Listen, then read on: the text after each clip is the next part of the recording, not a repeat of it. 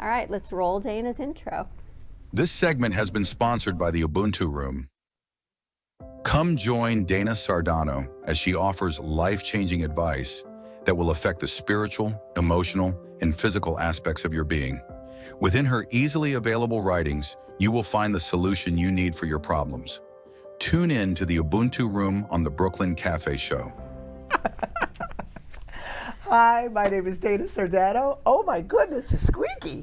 And this is the Ubuntu Room. I'm so glad you're here. Thank you for joining me. As Dawn had mentioned, I shall not refute the truth and deny the solution to that truth. Basically, I will face it and I will do something about it. But I do want to read to you the follow-up to that statement. Rather, I shall accept that awareness and willingness are the keys to wellness. If I am not well, then I may lack the awareness or the understanding of the problem at hand or the solution to that problem. If I have the awareness and I'm still not well, then I'm lacking the willingness to do what is necessary to rectify the problem at hand. And then blah, blah, blah about the acceptance of the truths.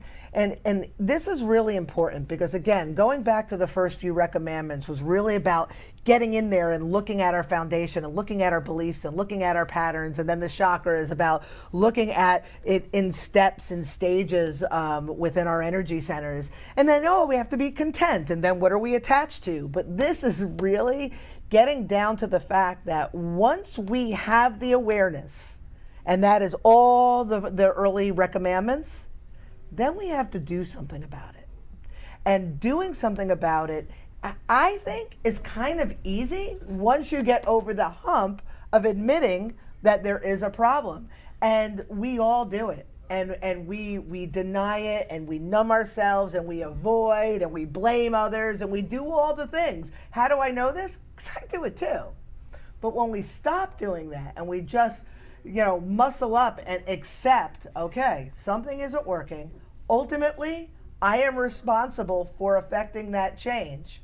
Let me take some time. Let me look at it. Now what do? That's when the magic happens. So I think today we're talking more about acceptance than anything else, right? Stepping out of the denial. What about you, Max? I feel like I've got a handle on acceptance. I feel like I have more difficulty with the willingness. It's I know my problems, but I have that I don't wanna energy. Why? It'd be like because it's hard. I mean, I know that seems like a really lame answer, but it just sometimes it feels easier to be stuck in the chaos than to do what's necessary to get over the hump. It's like the devil Yeah, it's like, like I want to get in shape, but I don't want to go to the gym kind of a feeling. How, if you don't mind me asking. Go ahead. How do you feel about that? Really feel is there a level of self-regret or self-loathing? Do you carry shame for that?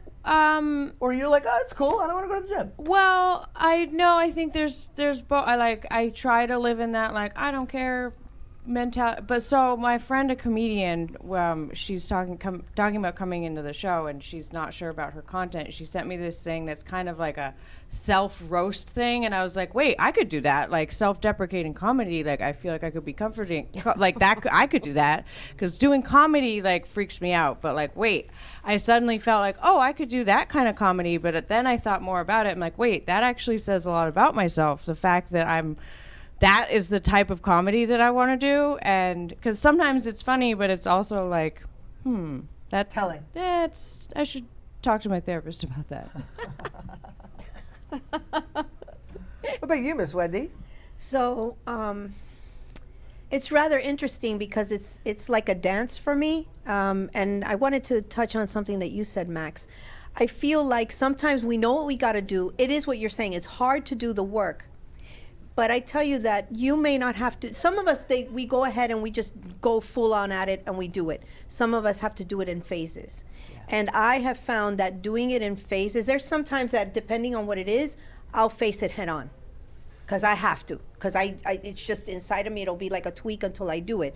And then there's other times that I've come to a place being assured in myself that I got to take it little by little. Okay, today I'll bite off this piece and tomorrow I'll bite off that piece. So it's a lot easier if I do it in increments depending on what the thing is. But yeah, I like to look at what part do I have to play in this. I don't have an issue doing that. Getting to the place of, oh, okay, I'm accepting this. Now let me make the adjustments. What I find that's difficult at times is when people have difficulty accepting the changes that you're making for yourself. You know, it's you know, it's not that I blame it on other people. Some people don't like that I'm now making the adjustments and the changes, and they have the difficulty with it. Oh, that I'm like going through that as well. Like as I evolve, I now notice that people are acting the same and I'm different, and they might not like it because I don't feel like I need to show up in the same But way. they won't like it, so. Tough. They're just not going But to like it's it. 'Cause as they a- like you. They like you small. Yeah. They like to keep you down because then They it's want to feel bigger. comfortable. Right. Yeah, and that's your role. Your role is to be the fill in the blank, because then it does not, it validates their role. Once you or change your enables. role in the smallness or the the victim or whatever it is, then they have to change, and they don't like it. They'd rather be enabled. Yeah. They'd rather be enabled in their behavior.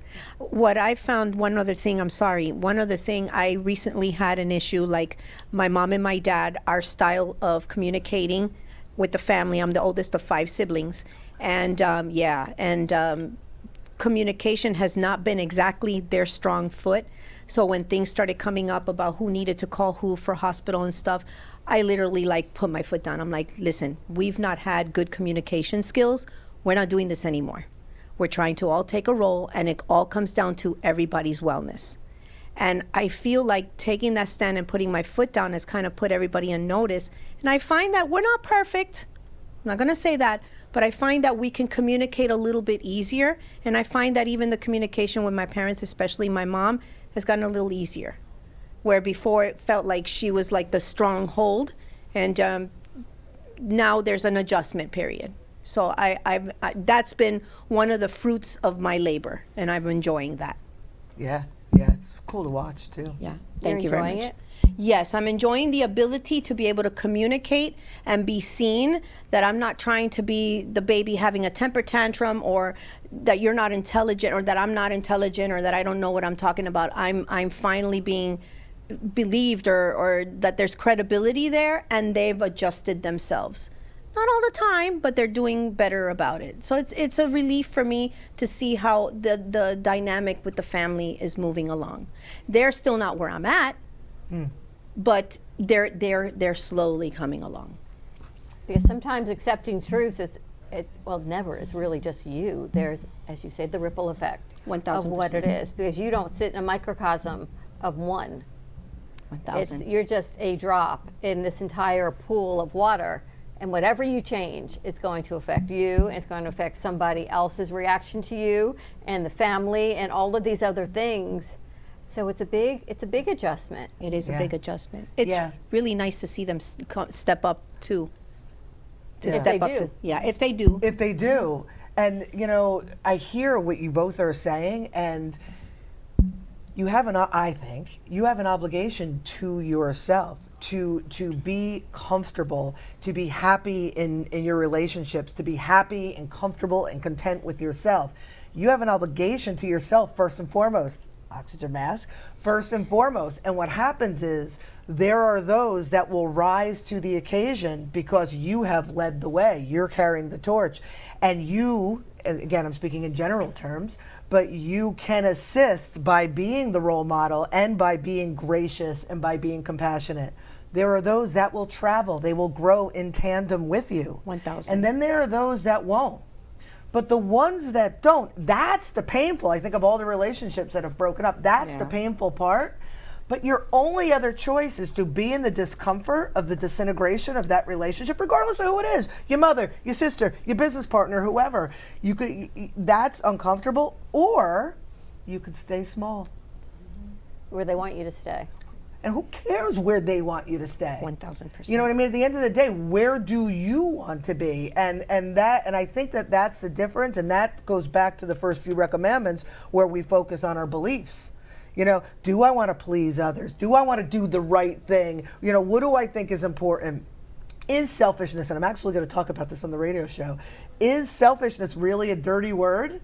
I think not. I think not. You have to be of the self if you want to be anything to anybody else of value. And the people who are going to push back and fight you along the way, they're just not ready. Maybe they'll catch you on the flip. You never know. Maybe, you know, they'll do their work and then you'll reconnect and things will be good. But to slow your roll, like Exactly. high school, to slow your growth for the sake of another is not only self-sabotage, but it's self-sacrifice. And I don't see anything good coming out of either. But Well, I think that's you're- part of the event that happened last night, is to know what we do. You have to know what we do. I know that doesn't make sense, but to be a part of this studio, to feel it, to live it, the Anne Marie's, the clearing, the kids, even down to what a duck with a cap means to them. And if you don't know, you're there to appreciate it, but you can't appreciate the nuances of you No. because they don't understand the nuances of this. But they don't know. Correct. Exactly. But that's okay. Of course. Yeah. And you know, I love what you guys are saying. You just have to do it consistently. Yes. You know, you're on that balancing beam and you're feeling it. Don't tell me on Tuesday something happened. Don't tell me on Thursday. Don't make it a jagged edge, because jagged edge turn into teeth. And the only thing biting it is yourself. So if you are going to be consistent, that's good. Do I expect them to understand? Absolutely not. And if you did, or it upsets you that they didn't, then you're not giving out the right message. Because teachers teach, learners learn. And if you're a teacher and you expect them to understand what the hell you're talking about, then there's something wrong with you. because they don't know. I expect them not to know. But when they came up afterwards and asked me, what the hell was just that? That's what I wanted to hear. So you gotta understand something. The game of poker is not the hand you want to have, but the hand you give it. And if they came up to me the way they did and they says, I really want to understand what that is, what the hell went on, those words, that means that they heard it. It's probably the first time in their life that they heard it. So, teachers teach, learners learn. Just remember that when you get all bent, because man, what the hell's wrong with these people? They don't get it. Do you expect them to? Try to bring that crowd in here and have this conversation. Oh, yeah. Forgive them, for they do not know. Yeah. Forget- Yeah. correct. Yeah. You know, my husband always gives me a hard time because I'm always trying to put certain lessons in with the kids, and they're too young and they don't get it. And I just I'm consistent because one day they're going to wake up and something's going to happen, and it's gonna make sense. And that's education, really. And you know, back when I was teaching high school, I would teach freshmen, and I was, again, consistent. I was all the things that this is with them, and they would always fight me. And by the end of the year, I was their favorite teacher. And then the next year, I would have another group of ninth graders who were all ready to sign out of my class. They were all ready to go to the curriculum guy after class and, you know, get moved to a different class because Miss Sardano's so hard and terrible and evil and all those things. But the sophomores would come in and always peek in and be like, don't believe a thing she says. She's amazing. She's great. And because it took them that year to get it. You know, I'd be like, get out of here.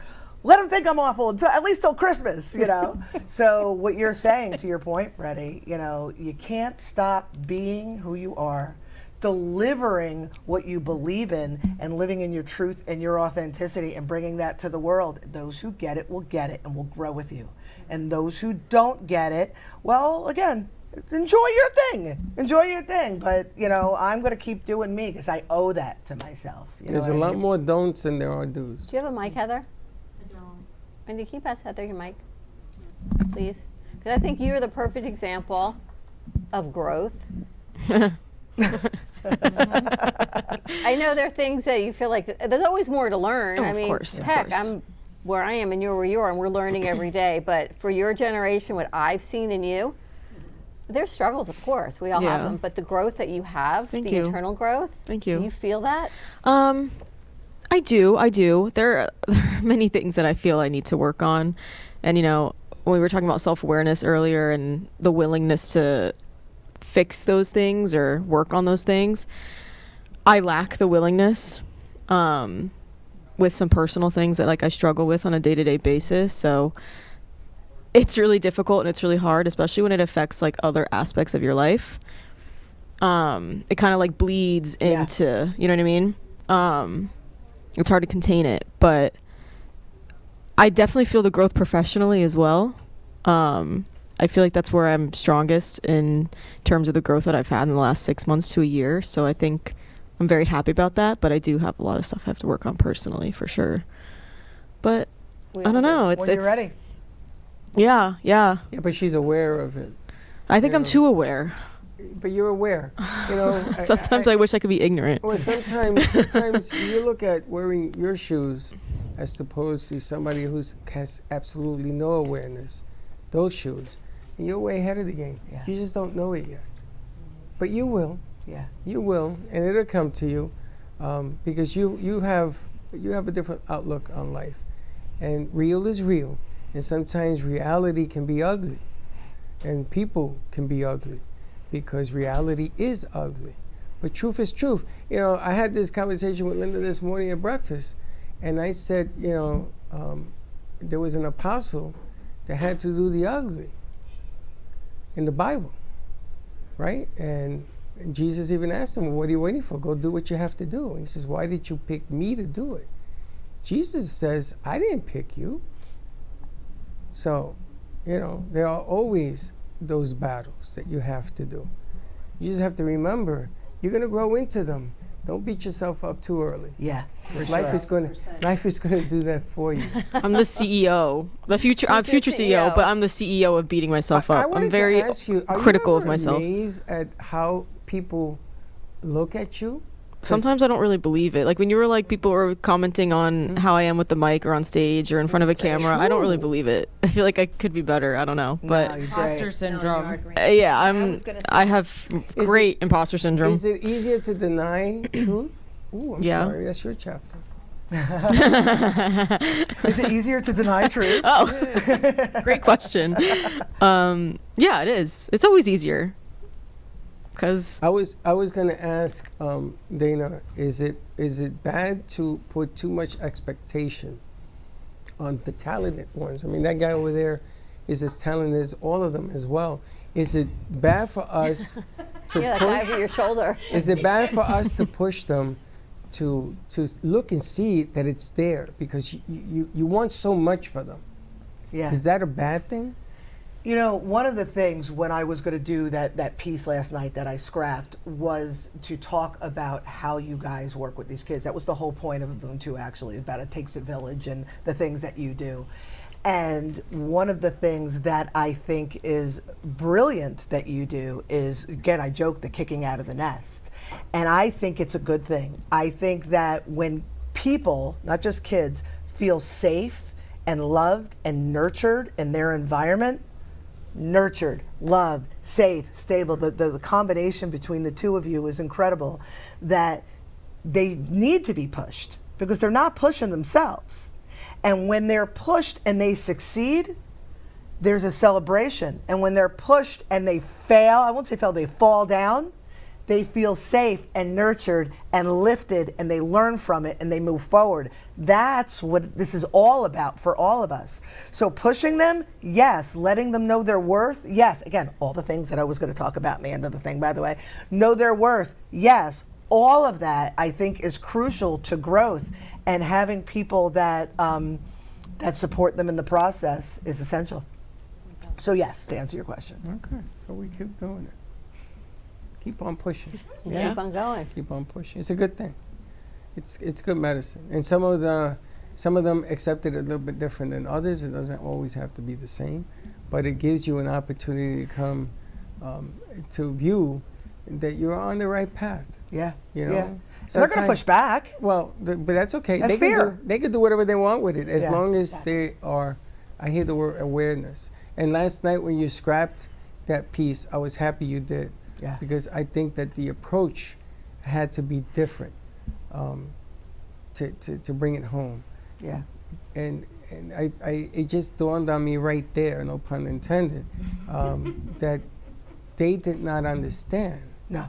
what the hell you were talking about.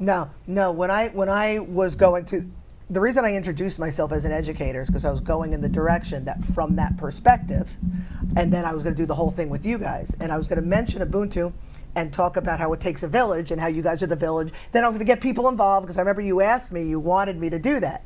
And I was going to do this whole thing, get them involved. Oh, it's the whole thing in my head. The only reason I even told the story of Ubuntu, which I wasn't going to, but everybody got quiet. And I was like, I'm going to take advantage of it. And, you know, like a lead balloon. And I get that.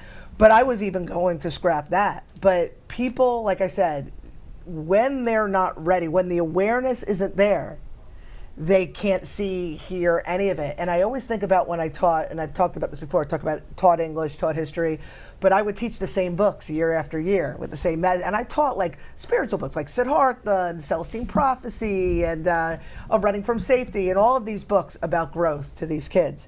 And every year I saw it differently and I taught it differently and it hit me differently, and I was the teacher in the room because as my level of awareness expanded as a human being, I was able to receive things and see things that I couldn't see before. And I've even joked about sending spirits to the light.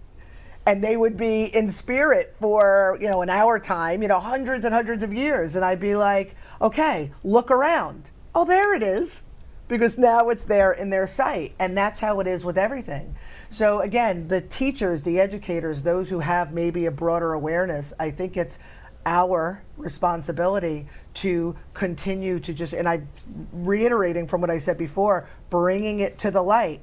And when people catch up and it sparks up, it's like, you said to me not so long ago, remember when you had that realization? Yes. And I'm like, oh my God, yes! Yes. Yes! I'm Yes. like, I was operating like you were aware of that, but it kind of just hit you?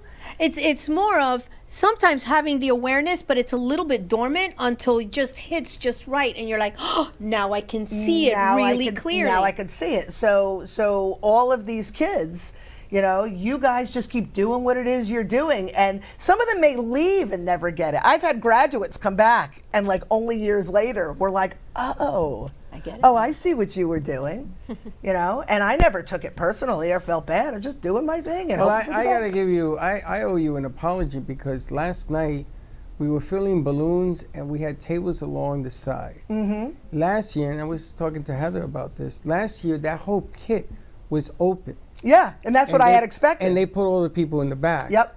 And that's what I expected. And then Dawn brought up a good point and says, wait a minute. We used all the tables. We're not going to have enough tables for people to sit. So we moved the tables out and we filled the pit. Yep. So at that moment, it didn't occur to me that to do interaction with the crowd had just changed. Yep. Because the interaction with the kids who were all sitting there was not what we wanted. Yep. We wanted the other interaction. Yeah. So right there, I should have jumped up and down and said, well, wait, we got to scrap this because it's not going to work unless we get off the stage and go to the back of the room. Yeah. So I told you last night what I would have done was I would have brought you from the back of the room forward. Yep. And moved the stage to the back because the way it changed the persona of weeks of preparation and everything else. So we had to ad-lib it. Yeah. So you started saying, okay, scratch this and scratch that. Yeah. It Call wasn't that an audible. We were making the adjustments because the seating arrangements had changed. Yeah. The persona in front of the stage, which is where the action is. You ever notice why the tickets up front are more expensive? Because they bring the energy and they put all those kids in the front. All of that changed. Yeah. You had a lot of new kids there. You had a lot of kids that were there from the past, but it wasn't the main attraction of talking about what you wanted to talk about. So the egg was over easy.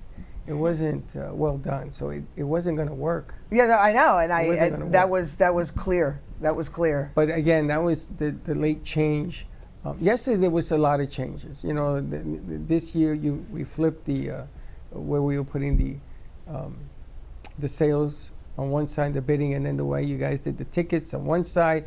There was no table of write-ins, selling things that we always did. I was totally confused yesterday.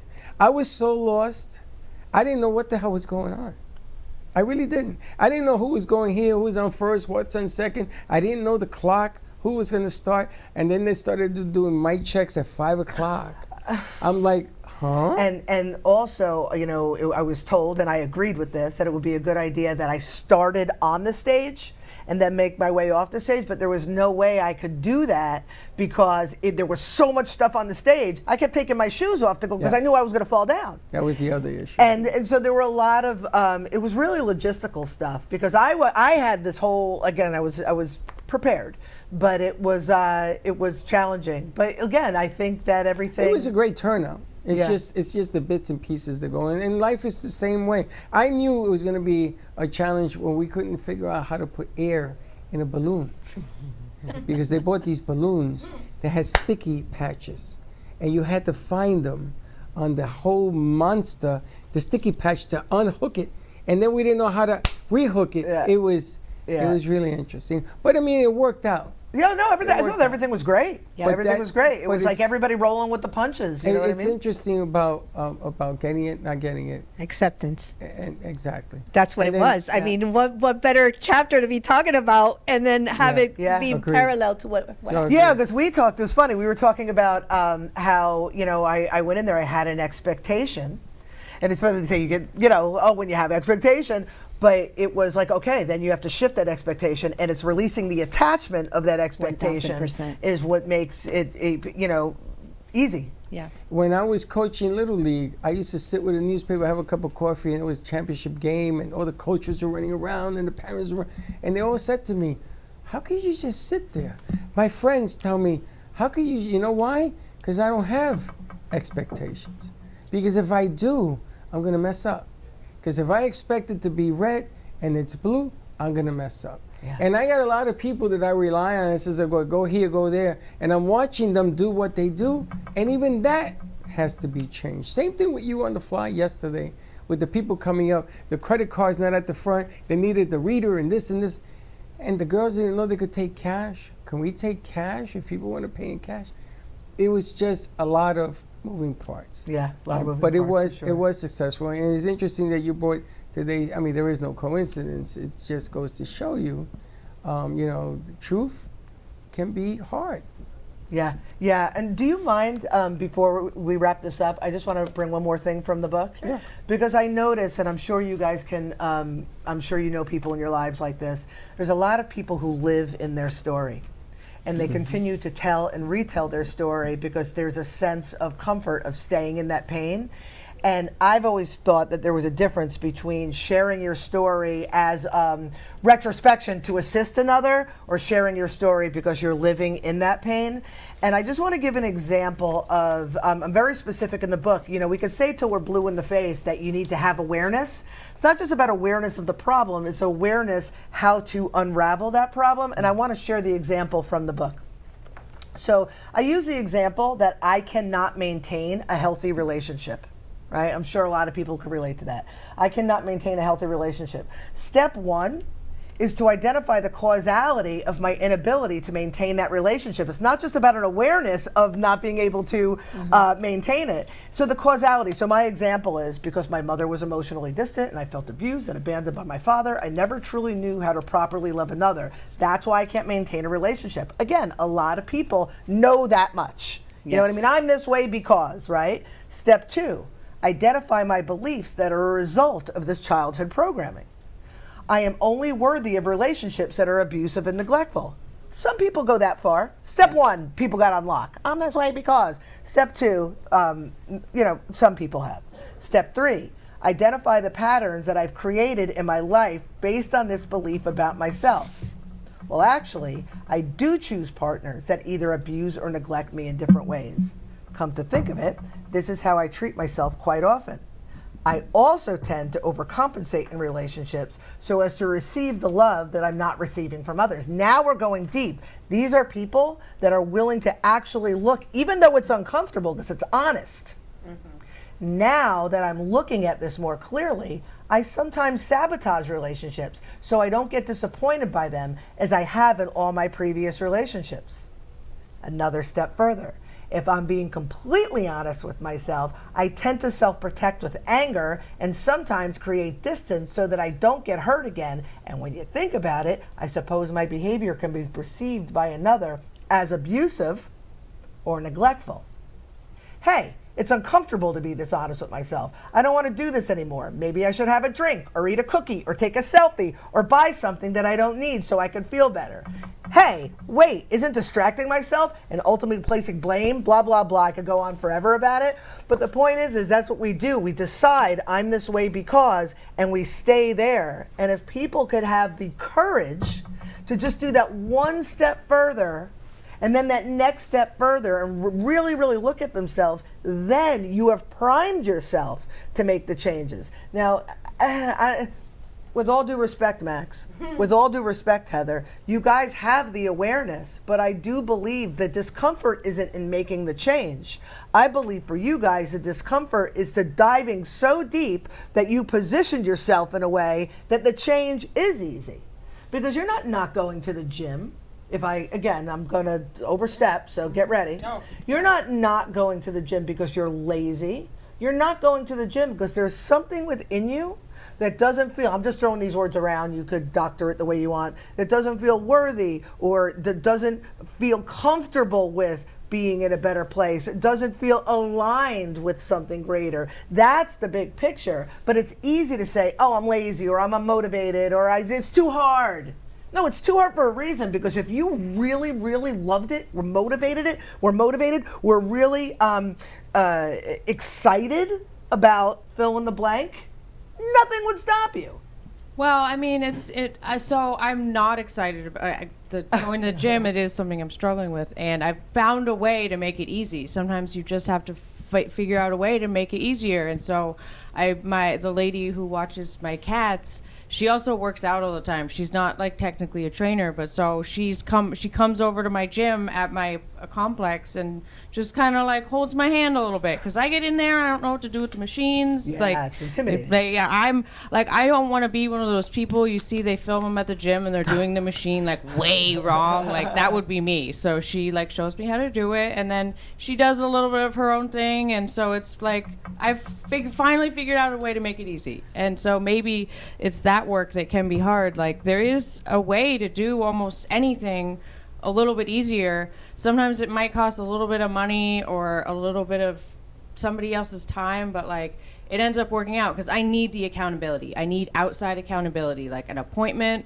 but otherwise I'm not going to show up. But for the gym, it has to be easy enough. Like I'm not joining a gym, I'm not driving anywhere, so I found a way to make it work. And good.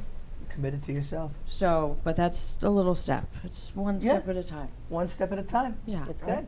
It's a monumental one. Yeah. It's oftentimes the first one is the hardest one, so it is monumental. Well, and I hadn't been to the gym in like a good 10 years, so it was hard. I was really sore last week.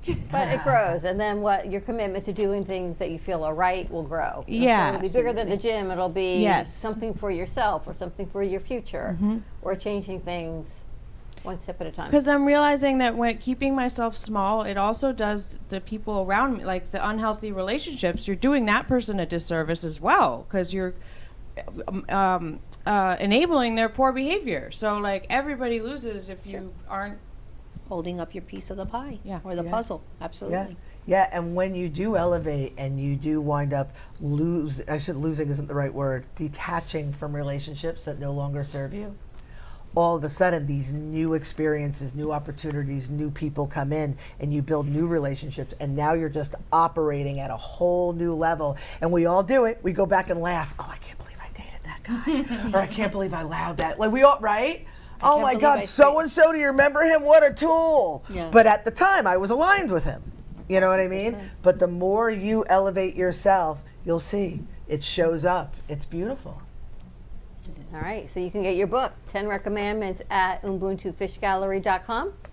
Yeah. Yes, Ubuntu, UBU, FishGallery.com. Next week, Recommandment 8. I shall not abuse my body with words, substances, food, actions, or neglect it by ignoring its messages when it speaks to me.